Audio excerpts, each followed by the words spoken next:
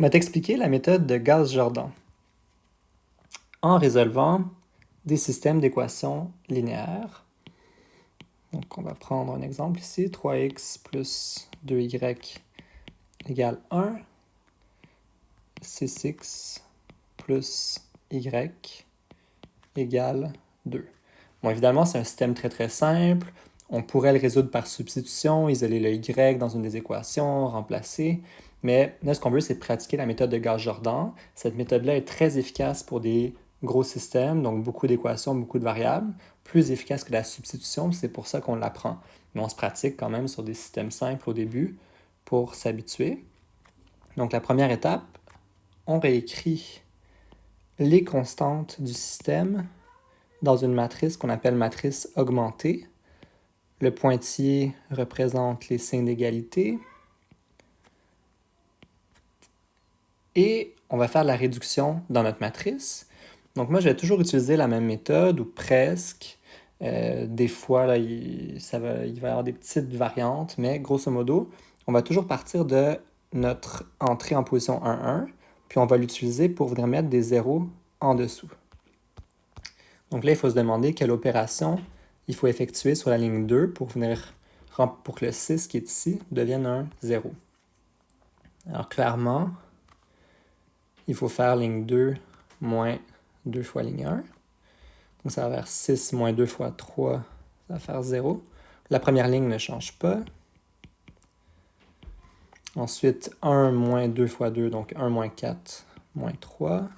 Puis 2 moins 2 fois 1, 0. Donc une fois qu'on a mis des zéros en dessous de notre pivot de notre première colonne, on passe à la deuxième ligne, puis on se rend à la première entrée non nulle de la deuxième ligne. S'il y avait d'autres lignes en dessous, on utiliserait cette entrée-là pour venir mettre des zéros en dessous. Mais là, il n'y a rien en dessous. Alors tout ce qu'on a à faire, c'est mettre notre pivot à 1. Donc comment on fait ça? On multiplie la deuxième ligne par moins 1 tiers. Et donc on va obtenir à ce moment-là 0, 1, 0. Puis la première ligne ne change pas. Et là, on a déjà à cette étape-ci, on avait atteint l'étape de matrice échelonnée. On voit notre escalier ici. S'il y a des zéros en dessous de notre diagonale principale, on a atteint l'étape de matrice échelonnée. Puis, en fait, la méthode la plus rapide de résolution de système d'équations, ce serait de s'arrêter ici à l'étape de matrice échelonnée, puis à partir de là, de faire ce qu'on appelle la substitution inverse. Puis si on fait ça, c'est juste la méthode, on appelle ça la méthode de Gauss. Donc, je peux vous faire ici. La méthode de Gauss, ce serait simplement de partir de la matrice qui est là, puis de déduire de là, la deuxième ligne ici, elle nous dit quoi? Elle nous dit que moins 3y égale 0. Ça implique que y égale 0. Puis ensuite, on remplace y dans la première ligne. Donc notre première ligne de la matrice nous dit 3x plus 2y égale à 1. Mais là, on vient de dire y est égal à 0. Donc, 3x égale 1. Donc, x égale 1 tiers. On déduit de là que l'ensemble solution, c'est le singleton 1 tiers 0. Donc, x égale à 1 tiers, y égale à 0. C'est la solution du système d'équations. Donc, il y a une solution unique qui est le point 1 tiers 0. Donc, ça, c'est la méthode de Gauss. La méthode de Gauss, on commence par faire de la réduction. Puis, une fois que notre matrice est échelonnée, là, on se met à faire la substitution. De la dernière ligne, on déduit la valeur d'une variable, puis ensuite on remplace dans les lignes qui sont au-dessus, puis on trouve comme ça successivement les valeurs de toutes les variables. Et donc la partie de substitution, là, quand on part du bas puis qu'on remplace nos variables vers le haut, on appelle ça de la substitution inverse. Ça, c'est la méthode de Gauss. C'est la méthode de base là, qui est utilisée par les ordinateurs pour résoudre des systèmes d'équations. Bon, évidemment, les ordinateurs là, ont été optimisés avec le temps, puis on a développé des méthodes toujours plus rapides en fonction de certains cas particuliers, mais c'est la base. Donc la méthode de Gauss, c'est la plus rapide pour résoudre. Mais c'est quand même intéressant de voir la méthode de Gauss-Jordan parce qu'on va l'utiliser dans d'autres circonstances, entre autres pour calculer des inverses de matrices. Donc, on va quand même la détailler. Dans la méthode de Gauss-Jordan, on continue. On ne s'arrête pas à l'étape où on a la matrice échelonnée. Donc, on ne s'arrête pas ici. On continue. Puis, là, on veut vraiment atteindre un état où tous nos pivots sont égaux à 1. Donc, ici, on a un pivot qui n'est pas encore à 1. Ici, on a amené notre pivot de la deuxième colonne à 1.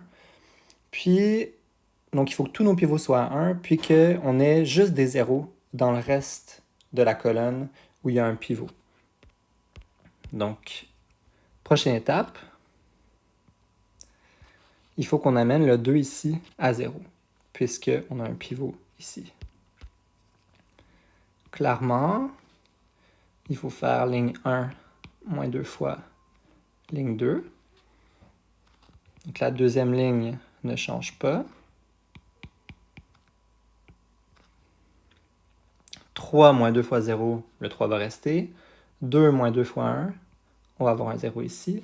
Puis 1 moins 2 fois 0, on va avoir un 1. Donc, maintenant on a des zéros partout ailleurs que sur la diagonale principale. Il nous reste juste à amener le pivot de la ligne 1, de la colonne 1, à 1. Donc on va tout simplement diviser notre première ligne par 3. Donc on va avoir 1, 0, 1 tiers, 0, 1, 0. Et on retrouve notre solution x égale 1 tiers, y égale 0. Donc, je répète, la méthode de Gauss, on s'arrête dès qu'on a échelonné, puis ensuite on fait de la substitution. La méthode de Gauss-Jordan, on continue à réduire comme je l'ai fait, jusqu'à temps d'avoir tous nos pivots égaux à 1, puis toutes les autres valeurs des colonnes où il y a des pivots égales à 0. On va faire un autre exemple. On va voir un certain nombre de cas particuliers qui peuvent arriver quand on fait ce genre de calcul. Deuxième exemple. Donc, exemple 2. Voici un autre système d'équations. 3x plus 2y plus z égale 1. 6x plus y plus 2z égale 2. Alors cette fois-ci, on a deux équations à trois inconnus. Comme tout à l'heure, on écrit la matrice augmentée. 3, 2, 1, 1. 6, 1, 2, 2. Donc, première étape, toujours, on va venir mettre un 0 ici avec notre entrée 1, 1. Encore une fois, l'opération appropriée, c'est de faire ligne 2 moins 2 fois ligne 1. 3, 2, 1. Donc la première ligne ne change pas, la deuxième ligne devient 6 moins 2 fois 3, ça fait 0. 1 moins 2 fois 2, ça fait moins 3. 2 moins 2 fois 1, ça fait 0. 2 moins 2 fois 1, ça fait 0. Donc, on passe à notre deuxième ligne. On vient chercher notre première entrée non nulle de la deuxième ligne. C'est le moins 3 ici. Donc, c'est notre pivot sur la deuxième ligne. On va l'amener égal à 1 en multipliant la ligne par moins 1 tiers, comme tout à l'heure. Donc, j'ai fait exprès de prendre un système qui est presque pareil, presque comme le premier. Donc, si on multiplie la ligne 2 par moins 1 tiers. On va avoir maintenant ici 1, 0, 0. Très bien. Puis ensuite, donc il n'y a pas d'autres lignes, donc il n'y a pas d'autres pivots à chercher. Tout ce qu'il faut faire à partir de là, c'est prendre notre pivot de la ligne 2, puis s'assurer que toutes les autres valeurs de la même colonne sont égales à 0. Donc il faut venir mettre un 0 ici.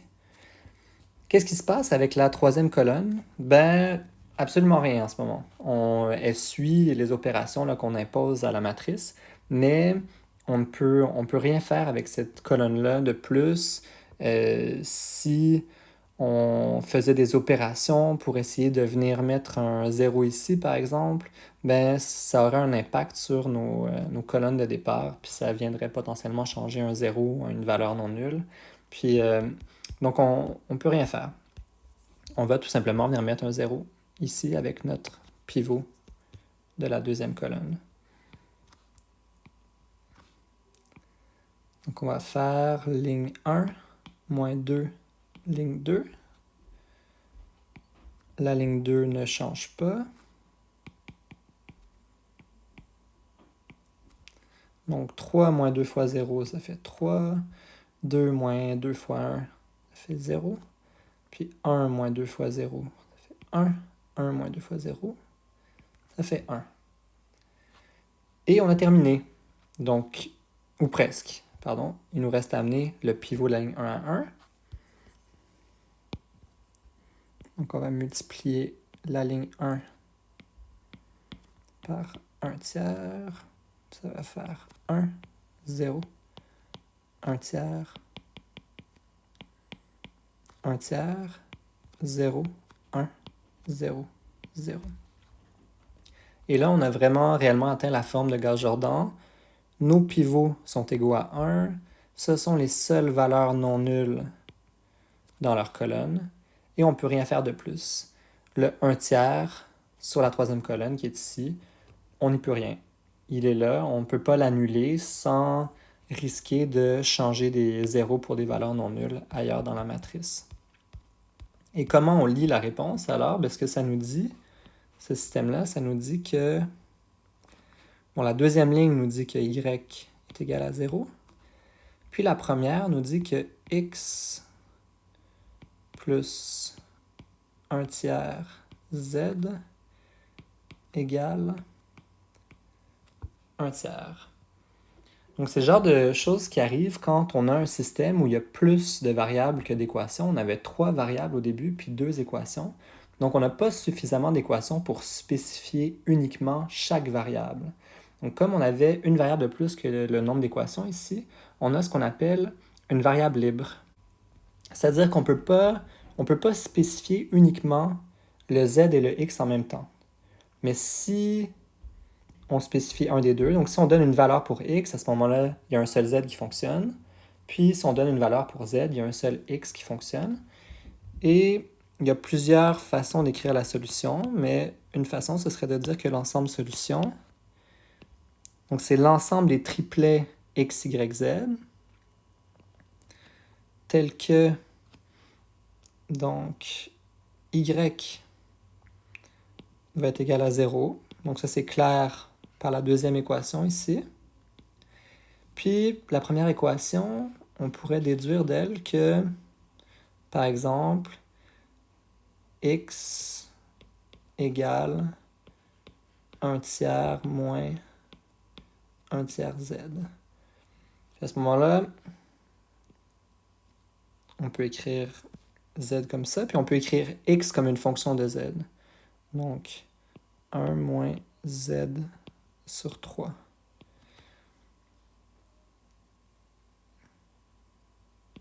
Avec z,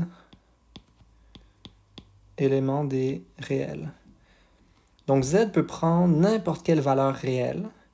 Puis pour chaque valeur réelle que z peut prendre, on obtient un triplet qui est solution du système de départ. Autrement dit, il y a une infinité de solutions.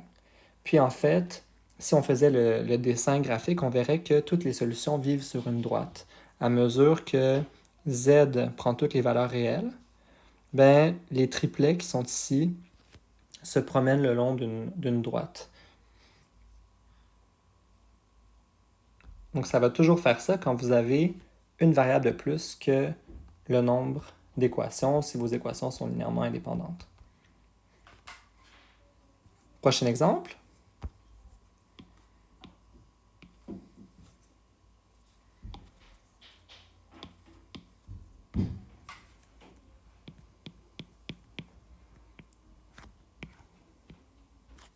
Exemple 3. Donc, on va vers des exemples toujours un peu plus compliqués. 4x moins y plus 3z égale 7. 3x plus 5z égale 12. Donc, effectivement, il n'y a pas de y dans la deuxième équation.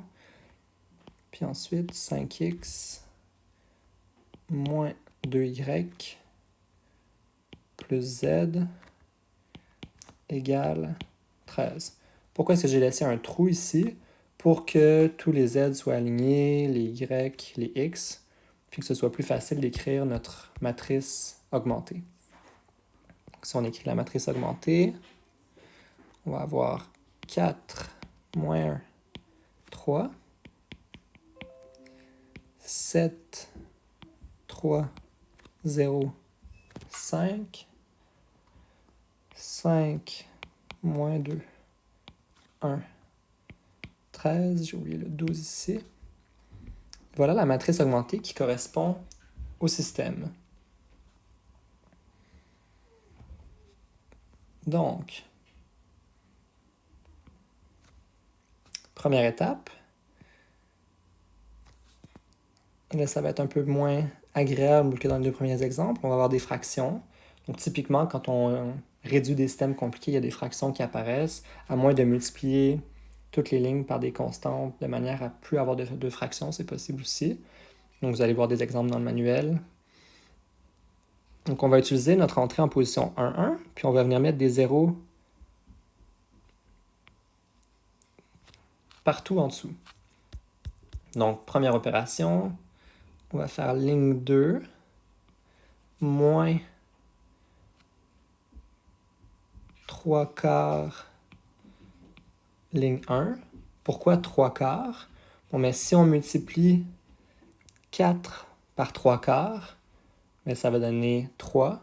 Puis à ce moment-là, avec le moins qui est ici, on va avoir 3 moins 3, puis ça va annuler la valeur de la ligne 2. Même chose pour la ligne 3. Ligne 3 moins 5 quarts ligne 1. La première ligne ne changera pas. 4 moins 1, 3. 7. Donc 0. Ensuite, 0 moins 3 quarts fois moins 1. Donc 0 plus 3 quarts. Ça fait 3 quarts. 5 moins 3 quarts fois 3. Donc 5 moins 9 quarts. 5 c'est 20 quarts. Donc 20 quarts moins 9 quarts. Ça fait 11 quarts. Ensuite, 12 moins 3 quarts fois 7. Donc 12 moins 21 quarts. 12 c'est 48 quarts. Donc 48 quarts moins 21 quarts, ça fait 27 quarts. Puis sur la ligne 5, pardon, la ligne 3. Donc on a 5 moins 5 quarts fois 4. Ça va faire 0. Donc on obtient nos zéros sur la première colonne. Ensuite, moins 2 moins 5 quarts fois moins 1. Donc moins 2 plus 5 quarts. Moins 2 c'est moins 8 quarts. Moins 8 quarts plus 5 quarts, ça fait moins 3 quarts. Ensuite, 1 moins 5 quarts fois 3. Donc 1 moins 15 quarts. Donc 4 quarts moins 15 quarts. Ça fait moins 11 quarts. Puis finalement, 13 moins 5 quarts fois 7. Donc 13, c'est 52 quarts. 52 quarts moins 35 quarts, ça fait 17 quarts.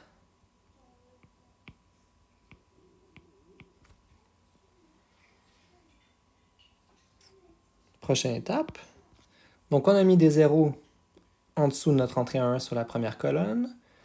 On passe à la deuxième ligne. On va chercher la première entrée non nulle de la deuxième ligne. Et on utilise cette entrée-là pour venir mettre des zéros en dessous. Donc, la première ligne ne change pas. 4, moins 1, 3, 7. La deuxième ligne ne change pas non plus. 0, 3 quarts, 11 quarts, 27 quarts. Et on va faire ligne 3 plus ligne 2, tout simplement, parce qu'on a ici 3 quarts, puis en dessous, moins 3 quarts. Donc, ligne 3 plus ligne 2. Puis on va avoir 0, moins 3 quarts plus 3 quarts, ça fait 0. Moins 11 quarts plus 11 quarts, ça fait 0. Et 17 quarts plus 27 quarts, ça fait 44 quarts, donc 11. Et là, on a quelque chose de très bizarre qui arrive à la troisième ligne. Notre troisième ligne nous dit 0x plus 0y plus 0z égale 11. Clairement, ça, c'est impossible. Hein? Qu'une somme de choses égale à 0 donne une constante non nulle, c'est impossible. Alors, qu'est-ce qui s'est passé? Ça veut dire que notre système est incompatible. Notre système est incompatible, ce qui est équivalent à dire qu'il n'y a aucune solution. Donc, l'ensemble solution, c'est l'ensemble vide.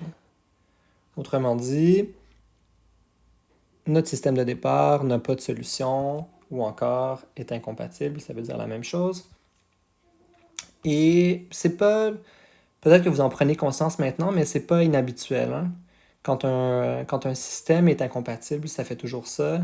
Prenez par exemple le système x égale 2, puis x égale 4. Et si vous essayez de résoudre ces deux équations-là en même temps, si vous faites équation 2 moins équation 1, équation 2 moins équation 1, ça fait x moins x, ça fait 0. Puis 4 moins 2, ça fait 2. Ça donne 0 égale à 2, ce qui est aussi une contradiction. Donc ça a toujours fait ça, c'est juste qu'on ne l'avait peut-être pas fait ressortir là, avant dans votre parcours scolaire.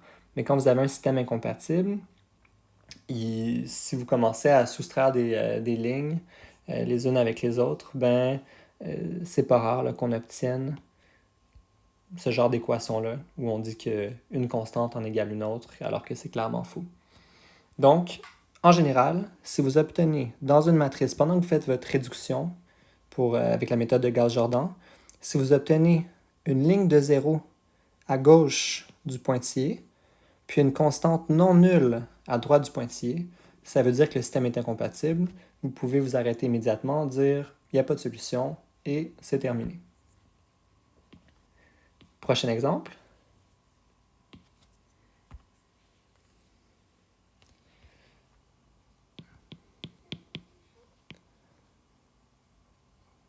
Exemple, en fait, 4, si je ne me trompe pas.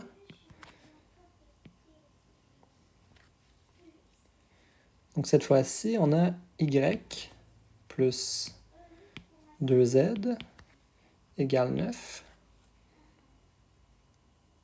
2x moins 6y moins 2z égale moins 10. 2x moins z égale 0. Et moins 6x plus 3y plus 2z égale moins 1. Alors cette fois-ci, on a un système de 4 équations à 3 inconnus. On écrit la matrice augmentée correspondante. Ça donne 0, 1, 2, 9, 2, moins 6, moins 2, moins 10, 2, 0, moins 1, 0, moins 6, 3, 2, moins 1. Alors, première chose à remarquer qui est différente cette fois-ci, c'est que notre entrée en position 1 est égale à 0. Donc ça, c'est un peu problématique. On veut avoir une entrée non nulle. Une chose simple qu'on peut faire, c'est tout simplement d'échanger de position des lignes.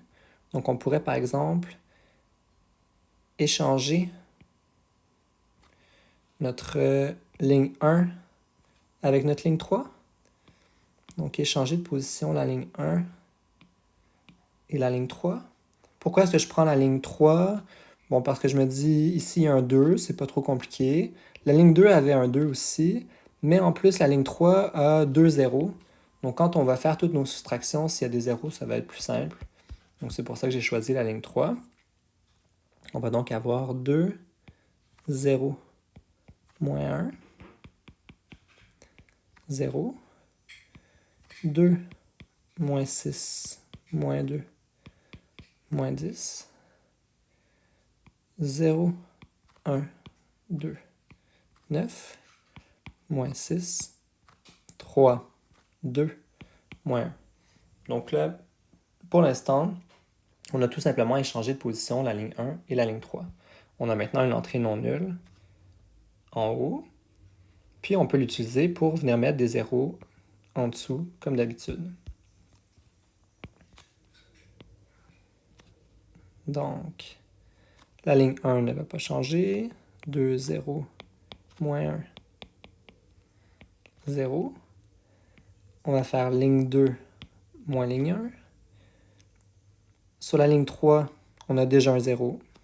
Donc ça, c'est super.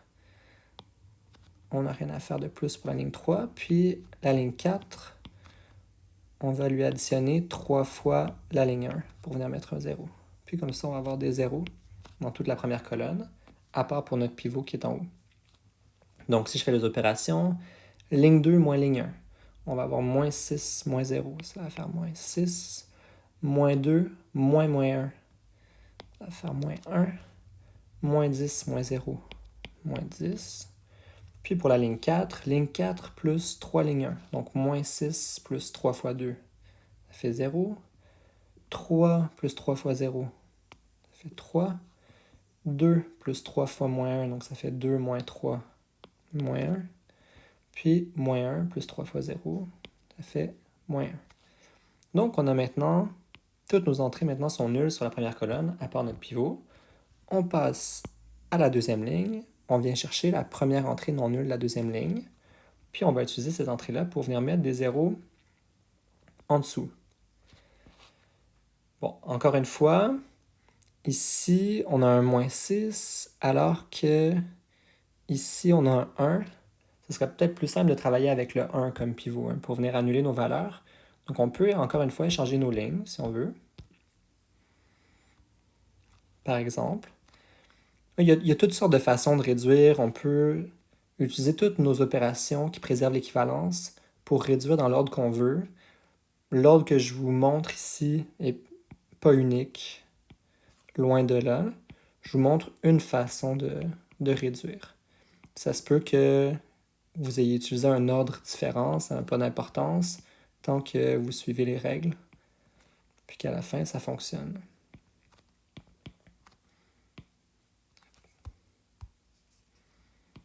Moins 1, moins 10, 0, 3, moins 1, moins 1. Bon, finalement, c'est préférable d'avoir la ligne 2 puis la ligne 3 permutées ici. Et donc, j'ai ramené un 1 sur notre pivot. Puis on va utiliser ce 1-là pour venir mettre des zéros en dessous, ça va être plus simple. Donc on va faire... Donc la première ligne ne change pas.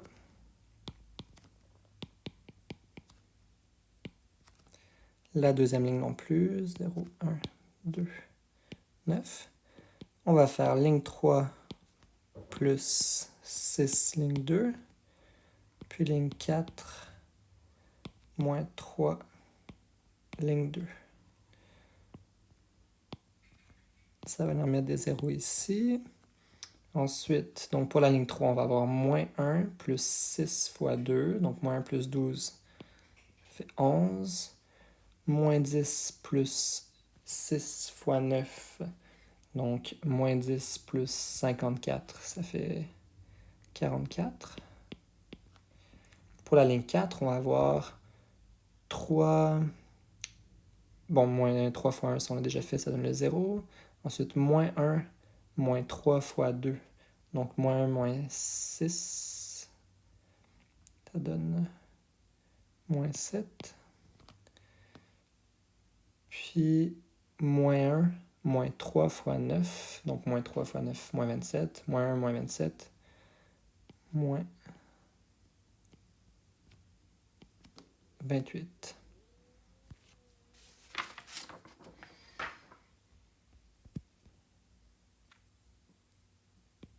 On continue.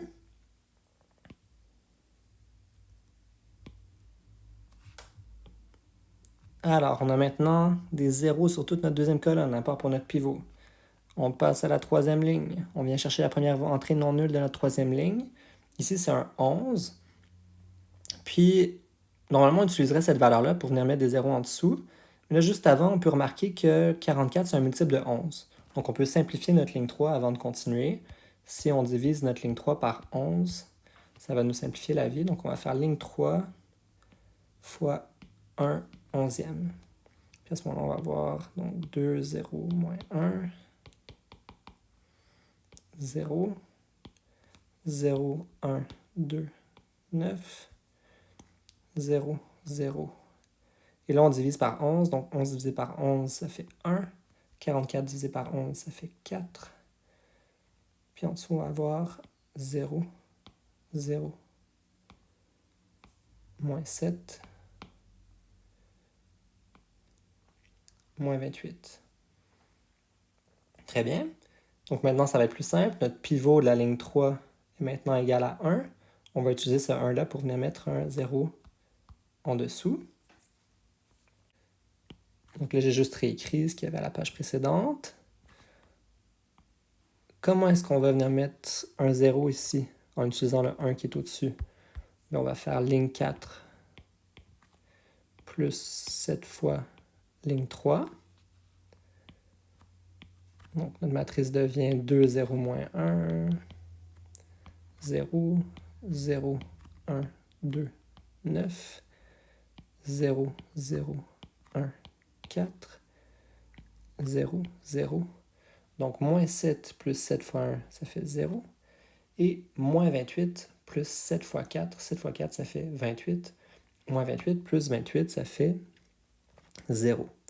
Et donc, c'est une autre chose dont je voulais vous faire prendre conscience. Donc, on a fait un exemple où on avait tous des zéros sur une ligne, puis une constante non nulle de l'autre côté du pointillé, donc de l'autre côté de l'égalité. Puis on a dit quand ça arrive, donc si la constante ici est non nulle, ça veut dire que le système est incompatible, il n'y a pas de solution. Mais si la constante est nulle ici, qu'est-ce que veut dire cette ligne-là?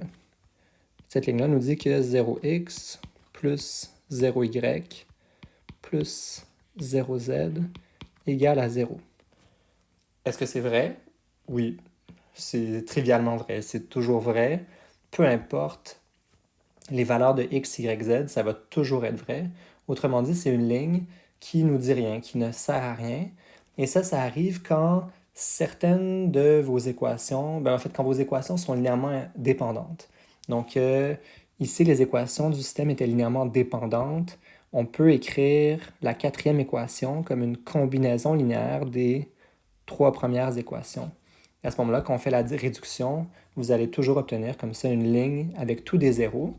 Et ça n'affecte pas le calcul. Vous pouvez simplement ignorer cette ligne-là. Donc on peut même la faire disparaître, réécrire une nouvelle matrice augmentée où on n'écrit même plus la ligne de 0. Donc elle ne contribue à rien, cette ligne-là, elle n'empêche rien non plus. Donc on fait juste poursuivre notre calcul avec les autres lignes. Puis là, on va continuer comme d'habitude. Vous voyez, là, il reste à mettre le pivot ici égal à 1, à venir mettre des zéros ici avec notre pivot du bas. Puis une fois qu'on aura fait ça, on aura résolu le système. Puis on pourra écrire la solution comme dans les autres exemples. Okay? Donc, je pense que ce n'est pas nécessaire d'aller plus loin. Vous pouvez l'essayer. Donc, vous pouvez essayer de faire le calcul. Mais je voulais simplement vous montrer que parfois, vous allez obtenir une ligne avec tous des zéros comme ça. Puis à ce moment-là, cette ligne-là, vous faites simplement l'ignorer, puis vous continuez le calcul comme d'habitude. Alors voilà, on a montré à travers plusieurs exemples comment faire la réduction de Gauss-Jordan. Puis je vous ai montré différents cas que vous allez rencontrer dans vos calculs. Donc une ligne de 0, une ligne de 0 mais avec une constante non nulle au bout. Si la constante est non nulle, à ce moment-là, le système est incompatible. Puis on s'arrête immédiatement, on dit il n'y a pas de solution. Et voilà, bon boulot!